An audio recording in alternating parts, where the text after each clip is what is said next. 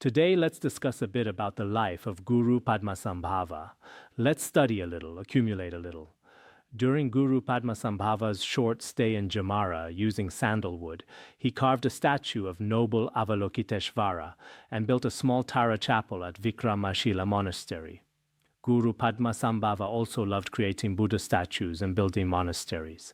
In the future, when there's opportunity, now perhaps we have the ability but may not have the place, or perhaps may not have the conditions.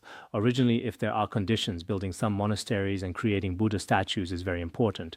Guru Padmasambhava also did this. He didn't say, I am Guru Padmasambhava, I don't need to do any of these worldly virtuous deeds. Everything is attachment, everything is conceptual. He didn't say this. Subsequently, he came to the glorious Udayana realm, because previously he had been driven away by the king of Udayana and his people. Eventually, the king also died vomiting blood within 7 days. Now the king was gone, so he took in disciples with karmic connections as much as possible. Then he returned and again began accepting disciples and also built a Buddha hall. At that time, near Udayana, in a place called Kacha, Buddhism was also reviving quite promisingly. The king was a lay Pandita. Actually, from this, we can also see that at that time in the Udayana realm, things were quite troublesome for Guru Padmasambhava, so later he left. After leaving, he relied on these masters elsewhere and wandered in charnel grounds. As a result, it helped his accomplishment. In our lives, sometimes we also encounter some troubles. Of course, we cannot compare ourselves with Guru Padmasambhava, but if we ourselves are relatively steadfast, when we encounter some situations, if we don't lose confidence in ourselves and practice in another place, we will still progress even more. So here at any time, we cannot be as powerful as Guru Padmasambhava, but no matter what, in life there are many. For example, when we're sick, you use the period of illness for practice and study. Or whenever there are changes in life, this is very important to treat it as another kind of opportunity. For example, if you must leave the monastery, if you must go to a place, then there's no need to keep crying. Now, isn't our institute saying that all students' vehicles cannot be kept inside the institute? This is also good. See it as an opportunity for practice. Otherwise, at that time complaining, at that time suffering. It seems the female practitioners don't have many. I don't know whether there are many vehicles among monks. If there are, still view it as an opportunity. Sometimes change is still very important. Here it says the king was a lay Pandita. Now I quite recommend that. Of course, in the Tibetan region, having monastics teach the Dharma as the main approach is very good. But in other cities, there are too few monastics, and there's no way for them to extensively teach the Dharma. So those with wisdom and ability, here also, at that time, the king was a lay Pandita. A Pandita surely teaches the Dharma, right? Otherwise, what use is a Pandita who says nothing? What's the point? There's no need for that. So many years ago, we also had some people, for example, now in many schools, there are lecturers. So in our Buddhism, there are also some Buddhists with lay status who teach some Dharma. Now, the wisdom of some lay people far exceeds certain individual Dharma teachers because they continuously study and continuously practice. In this way, there will definitely be benefit. So within the scope of what one can teach, teaching the Dharma to others is also very important. In the Muladhana realm, in a city called Bagada, the ruler was an Iranian named Tereja. Tereja was Turkic. This one was very powerful. At that time, much of the Buddha Dharma was also destroyed by him. Originally, they were at first nomadic peoples like the Mongolians. His army destroyed all the places in Gaza and damaged some Buddhist academies. When they were preparing to launch a major attack, some soldiers were in boats, some swimming, and when they reached the banks of the Neela River, Guru Padmasambhava on the riverbank, through gazing, through the mudra of threatening, performed subjugation. As a result, 7 large ships and approximately 500 dugout rafts, along with those swimming, all sank into the river. It seems a bit cruel, but sometimes Buddhism cannot be provoked either. Otherwise, if provoked, just with one mudra of threatening,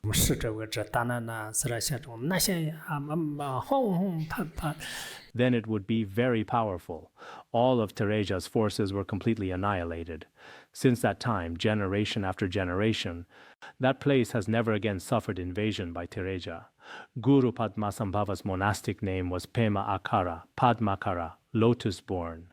The secret name received in empowerment in the mandala was Padmasambhava, meaning possessing lotus birth. The people of Udayana's former appellation was Padma Vajra, meaning lotus Vajra.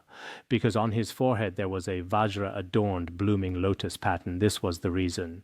When he was young, his name was Padma Avabhasa, lotus light.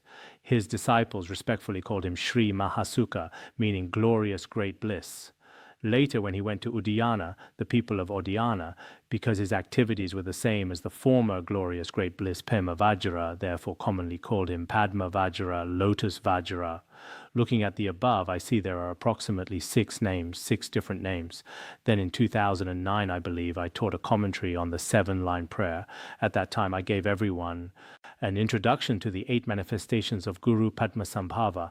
At that time, what basis I relied on, I can't recall. But today, I'll briefly introduce these images of the 8 manifestations of Guru Padmasambhava, because the sources are quite numerous. But how this came about at that time, I'm not very clear.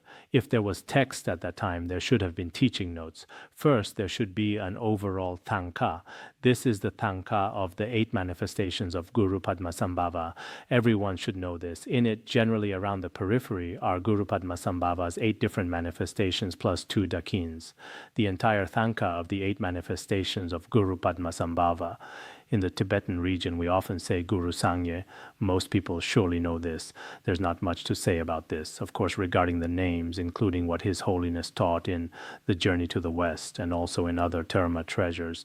Some names and forms are also different. Different painting schools also have different accounts. But in any case, first is the first one called Padmakara, the Lotus-Born. Initially, the syllable Hruj from Amitabha's heart shot into the sea of Udayana's Dhanakosha lake, and within a flower pistil an 8-year-old boy was born. Later, King Indrabhuti of Udayana, he himself had no prince. Then, through making offerings to the 3 jewels, he himself believed this was bestowed upon him by the 3 jewels. At that time, it was Minister Jinamitra who saw him, and after telling the king was extremely joyful. This is called Padmakara. As for Padmakara, Chakdara, the other day we mentioned in Pakistan, at that time in our map there was Chakdara. Chakdara is said to be the present-day Dhanakosha. There is such an account. At that time, beside the Swat River Valley, it seems when looking at the map, there's something like a lake inside. Perhaps what we said at that time was that Dhanakosha was an ocean, but it may not necessarily be an ocean. Perhaps it was a lake. It's said to be present-day Chakdara, something like Dhanagoka. As for Dhanagoka, it's said that at that time it was also a large city or something. So whether the miraculous birth school or the womb birth school, both can acknowledge in the future that this is Guru Padmasambhava's first manifestation. This is called Padmakara. Then the second is called the Wrathful Guru. As for the Wrathful Guru, when Guru Padmasambhava subdued the son of a corrupt minister, the king was displeased and exiled him to a charnel ground. What we discussed earlier, the account is quite similar, because at that time there was the minister and the king. Then, in the charnel ground, Guru Padmasambhava taught supreme Dharma to humans and non-humans. For those without karmic connection, when some spirits and deities developed wrong views toward the Buddha Dharma, Guru Padmasambhava appeared in wrathful form to subdue them. This is what we commonly call the Wrathful Guru. Then the third is called Guru Shakya Senge, Lion of the Shakyas. At that time when Guru Padmasambhava was at Vajrasana in India, he displayed various miraculous powers. At this time, some people didn't believe and slandered him. At this time, Guru Padmasambhava manifested in monastic form. In what we discussed earlier, it seems in the original account it said he ordained before Prabhahasti. In our account here, it says he ordained before Buddhajana. This should be what appeared when he was at Vajra seat in India. So generally in paintings, there is this manifestation, of course, whether Buddhajana or Prabhahasti. At that time, Buddhajana was the preceptor. Perhaps Prabhahasti was the karma akarya. It's possible. The two don't contradict. Some histories don't contradict. The fourth is the supreme wisdom seeker. At that time, before Shirsima and Buddha-Guhya, he received the instructions of Dzogchen. Then when receiving some tantras at that time, all the tantras were at his fingertips. Therefore, he was called the supreme wisdom seeker, Lodan Chokse. Then the fifth, Padma Totreng Tsal, Padma Tutreng Tsal. At that time, before King Zahor, he displayed various miraculous powers, transforming a sea of fire into a lake of water. Then his body was adorned with various skull garlands. So Padma Tutreng Tsal, but in this one, Tutreng doesn't seem to be there. In some other paintings previously, it's there. These skull flower garlands, this Padma Tutreng Tsal, this is where His Holiness also went previously. Now Zahor, that place in northern India, the sixth Padma Gyalpo, the Lotus King.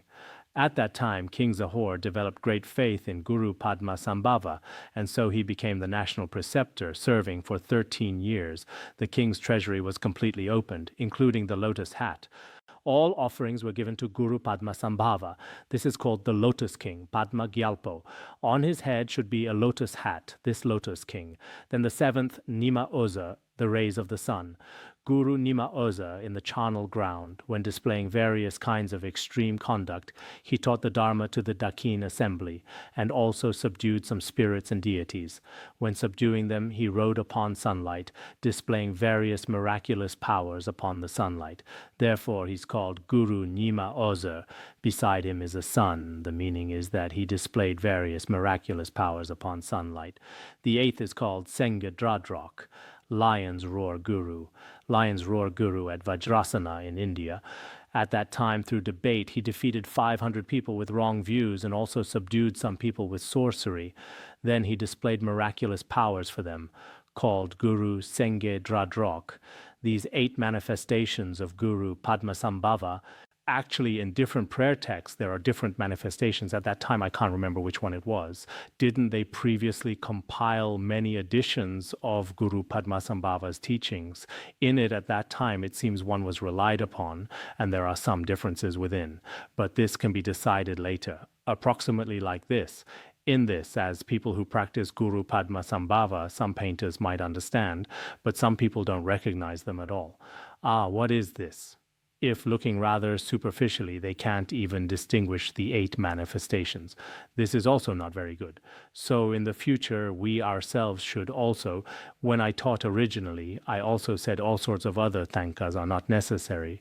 I see some people display in their homes a Thangka of Martin Luther King. Some people have Obama's Thangka from before. I haven't seen Trump's Thangka yet. Among our monks, there are also some. I've truly seen them in photos taken by others. This probably isn't very good. As a Buddhist, especially as a monastic, if you're going to display a Thangka, wouldn't a Thangka of the 8 manifestations of Guru Padmasambhava be better? Otherwise, when studying in the past, in many dormitories, they display Andy Lau and such. So for monastics to display these above their beds, wouldn't it be better to have a Thangka of Guru Padmasambhava? Of course, one can think about whatever one wants, like whatever one wants. In the end, they might all turn into such celebrities. It's possible.